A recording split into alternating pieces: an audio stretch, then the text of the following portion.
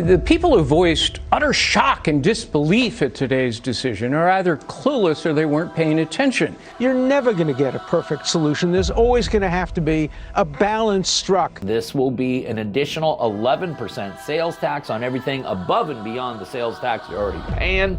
Obviously, they're just trying to price you out of access to the Second Amendment. It shifted the presumption and the burden to the citizen to prove they had that right.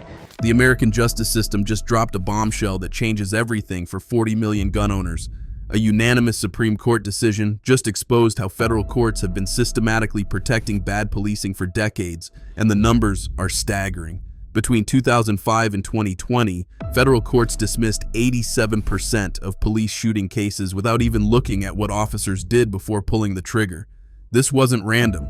This was a deliberate system designed to shield law enforcement from accountability, and it just got obliterated. For anyone who carries a firearm legally, what I'm about to reveal isn't just legal news, it's survival information that could literally save your life. The Supreme Court just admitted that lower courts have been violating the Constitution for 40 years, and the way they've been doing it will shock you. Let me break down the systematic failure that's been happening right under our noses. The Administrative Office of U.S. Courts released data showing that plaintiffs won only 3.2% of excessive force cases that reached trial between 2010 and 2019. Think about that for a second. Out of every 100 people who claimed police used excessive force against them, only 3 got justice. And here's the kicker. It wasn't because their cases lacked merit. It was because courts were using a legal trick called the moment of threat doctrine to throw out cases before anyone could examine what really happened. This doctrine worked like judicial magic. Courts would zoom in on the exact second an officer pulled the trigger and ask just one question. Did the officer feel threatened in that moment? Everything else, the bad decisions, the violated policies, the ignored training, all of it vanished like it never happened. Officers could create dangerous situations through terrible tactics, then use the danger they created to justify shooting someone, and courts would protect them every single time. The University of Chicago Law Review documented this pattern across every federal circuit in the country. Courts weren't just occasionally making bad calls, they were systematically refusing to analyze officer decisions, tactics, or training violations that led to shootings. It was like reviewing a car crash by only looking at the moment of impact while ignoring that the driver was drunk, speeding, and running red lights. Here's where it gets even more disturbing. Police departments across America spend millions training officers in de-escalation, tactical positioning, and threat assessment. The International Association of Chiefs of Police publishes detailed guidelines on creating distance, using cover, issuing clear commands, and calling for backup before using force. These aren't suggestions. They're standard protocols taught at every police academy in the country, but courts made all that training meaningless. A Justice Department review of 500 police shootings found that in 61% of cases, officers had clear tactical alternatives available but chose not to use them.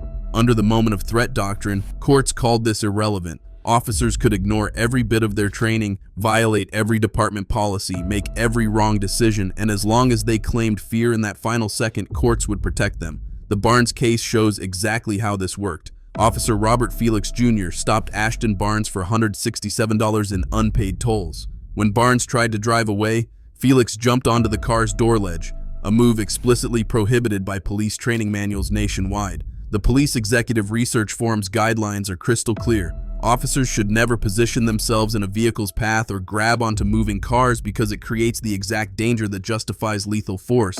But both the district court and the appeals court refused to even consider this violation. They acknowledged Felix broke the rules but declared it legally irrelevant because they only had to examine the moment he fired his weapon. This circular logic meant officers could create danger through prohibited tactics, then use that self-created danger to justify someone, and courts would call it constitutional. Now here's where it hits home for legal gun owners. The American Journal of Public Health documented that legally armed citizens are 4.5 times more likely to experience force escalation during police encounters compared to unarmed citizens, even when behaving identically. A 2021 study tracking over 50,000 traffic stops found that when drivers disclosed legal carry status, officers were 3 times more likely to draw weapons and twice as likely to order drivers from vehicles, even during routine stops for minor violations. The National Fraternal Order of Police's own survey found 68% of officers admitted to heightened anxiety during stops where drivers disclosed firearms, regardless of the person's behavior. Courts knew about this bias but called it irrelevant under moment of threat standards. Legal gun ownership became de facto reasonable suspicion justifying increased force, and courts protected this discrimination by refusing to examine the full circumstances. The Armed Citizens Legal Defense Network tracked 847 police encounters involving legal carriers between 2018 and 2023. In 23 cases, officers used force despite carriers' full compliance with all commands. Under moment of threat standards, 19 of these cases were dismissed because officers claimed they feared the person might reach for their weapon, even though none actually did. Courts accepted hypothetical fears about constitutional conduct as justification for unconstitutional force.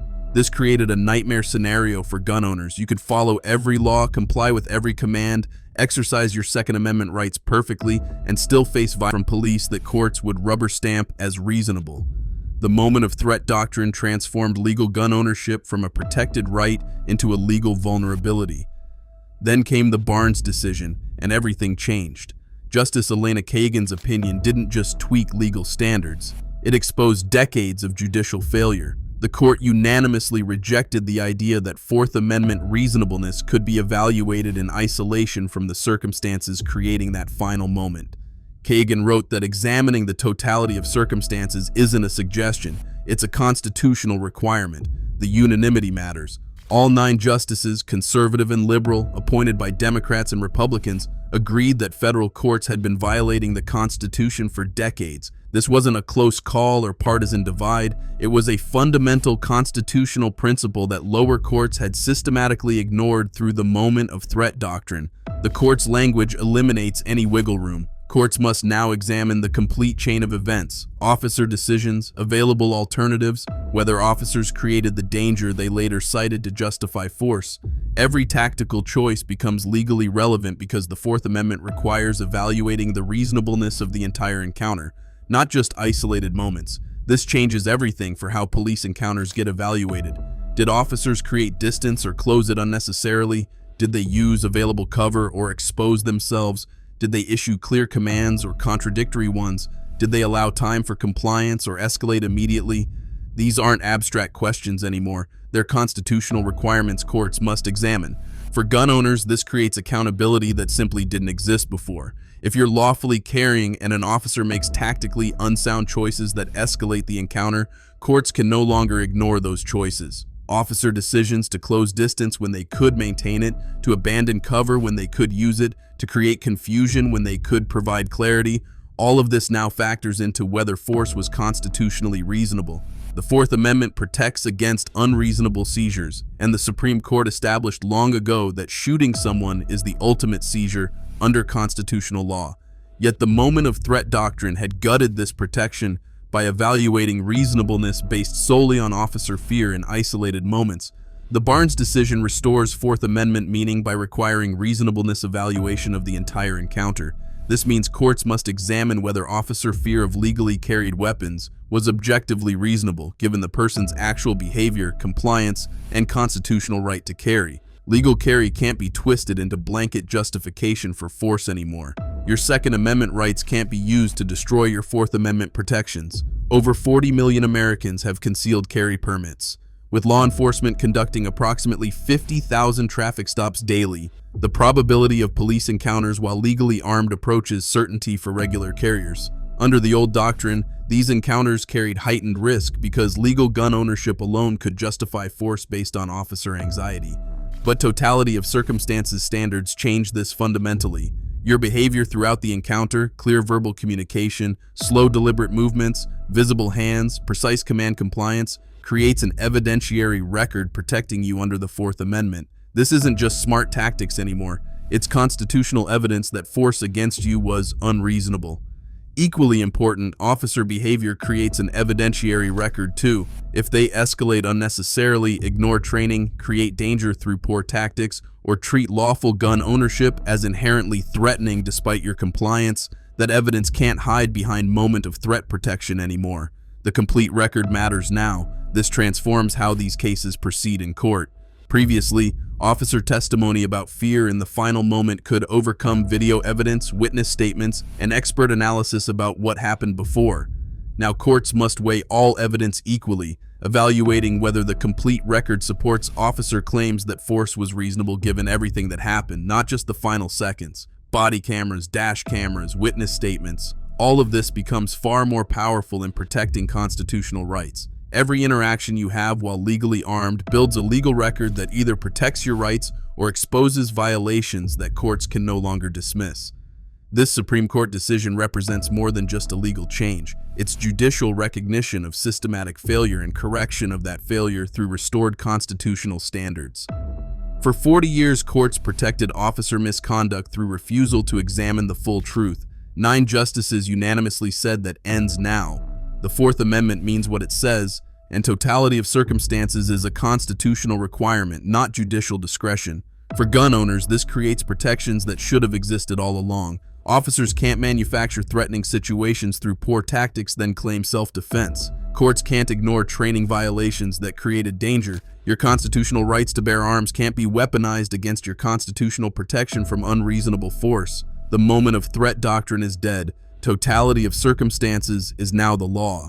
The constitutional protections you always should have had are finally enforceable because courts must examine the complete truth rather than isolated moments of claimed fear.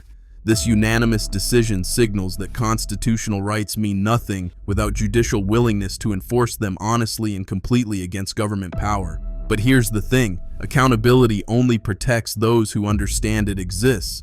The legal system just admitted 40 years of failure and restored constitutional protections courts had been denying. This knowledge could be the difference between vindication and tragedy in a police encounter.